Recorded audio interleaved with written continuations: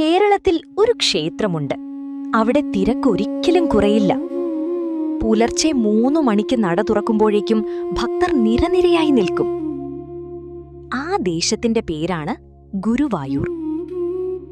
പക്ഷെ ഒരു കാര്യം പലർക്കും അറിയില്ല. ഈ ക്ഷേത്രത്തിലെ വിഗ്രഹം കേരളത്തിൽ നിർമ്മിക്കപ്പെട്ടതല്ല. ദ്വാരകയിൽ നിന്ന് കടൽ വിഴുങ്ങുന്നതിനു മുൻപ് സ്വയം ഭഗവാൻ ശ്രീകൃഷ്ണൻ ആരാധിച്ചിരുന്ന ആ വിഗ്രഹം എങ്ങനെ ഗുരുവായൂരിലെത്തി? ആ കഥ പറയാൻ വേണ്ടി മാത്രമാണ് ഇന്നത്തെ ഈ വീഡിയോ. ഈ കഥ തുടങ്ങുന്നത് ഭൂമിയിൽ നിന്നല്ല, വൈകുണ്ഠത്തിൽ നിന്നാണ്. ഭഗവാൻ മഹാവിഷ്ണു സ്വയം ഒരു വിഗ്രഹം നിർമ്മിച്ചു.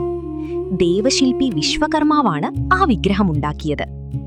4 കൈകൾ, ശംഖ്, ചക്രം, ഗദ, പത്മം.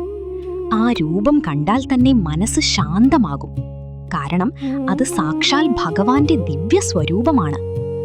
ഈ വിഗ്രഹം ബ്രഹ്മദേവന് നൽകി. ബ്രഹ്മദേവൻ അത് ഭൂമിയിലേക്ക് കൊണ്ടുവന്നു. സുതപസ എന്ന രാജാവിനും അദ്ദേഹത്തിന്റെ പത്നി വൃഷ്ണിക്കും നൽകാൻ.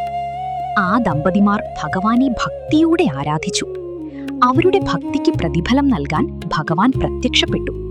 നിങ്ങൾക്ക് എന്തു വരം വേണം എന്ന് ചോദിച്ചു. അവർ 3 തവണ ഒരേ കാര്യം ആഗ്രഹിച്ചു. ഭഗവാനെ, അങ്ങേപോലൊരു പുത്രൻ ഞങ്ങൾക്ക് വേണം.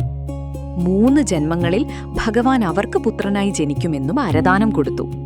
ദ്വാപരയുഗത്തിൽ ആ 3ാമത്തെ ജന്മത്തിൽ ഭഗവാൻ ശ്രീകൃഷ്ണനായി അവതരിച്ചു.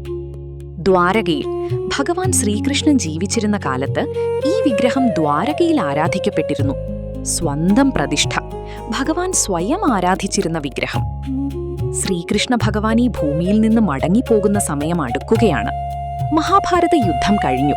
കലിയുഗം ആരംഭിക്കാൻ പോകുകയാണ്. ദ്വാരക കടലിൽ മുങ്ങും. ഭഗവാൻ ഉദ്ധവരോട് ഇക്കാര്യം പറഞ്ഞു. ഭഗവാൻ ഉദ്ധവരോടൊരു കാര്യം ഏൽപ്പിച്ചു. ഈ വിഗ്രഹം നശിക്കരുത്. ഇത് ഭൂമിയിൽ ഇനിയും ആരാധിക്കപ്പെടണം. ദ്വാരക കടലിൽ മുങ്ങി. ഉദ്ധവർ ആ വിഗ്രഹം രക്ഷിച്ചു. പക്ഷെ ഉദ്ധവർക്ക് ഒറ്റയ്ക്ക് ഈ ദൗത്യം നിറവേറ്റാൻ കഴിയില്ല. അദ്ദേഹം ദേവഗുരുവായ ബൃഹസ്പതിയെ തേടിച്ചെന്നു.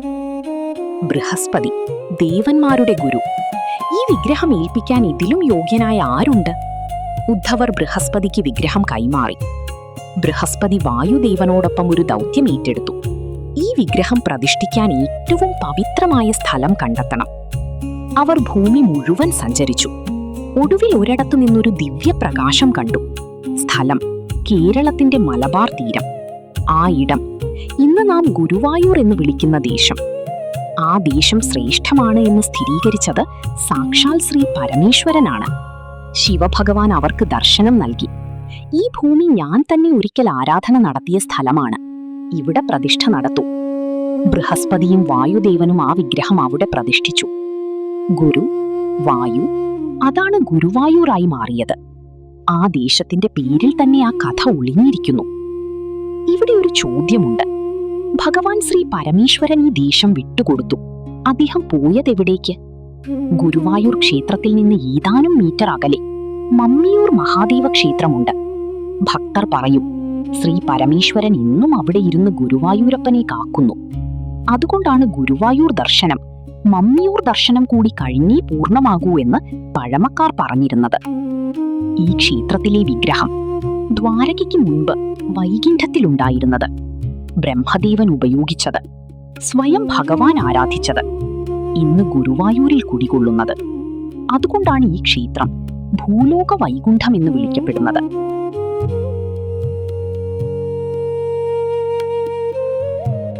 ഒരിക്കൽ ഗുരുവായൂരപ്പന്റെ ദർശനം ലഭിച്ചാൽ ആ ഭക്തൻ ഒരിക്കലും ഒഴിഞ്ഞ കൈകളോടെ മടങ്ങില്ല എന്നാണ് വിശ്വാസം.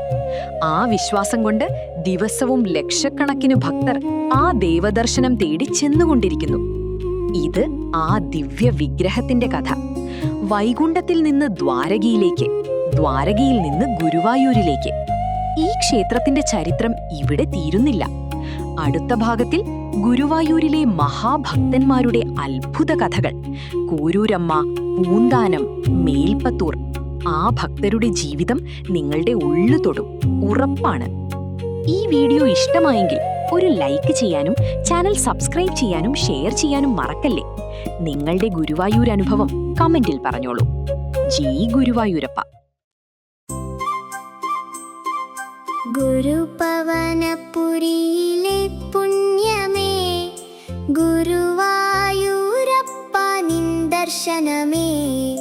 മയിൽപ്പീലി ചൂടിയ മാധവ, മനസ്സിൽ തെളിയുനി യാദവ. ഗുരുവായൂരപ്പ കൃഷ്ണ കണ്ണ കാത്തരുളണേ, നിൻ പാദപത്മത്തിൽ അഭയം അഭയം.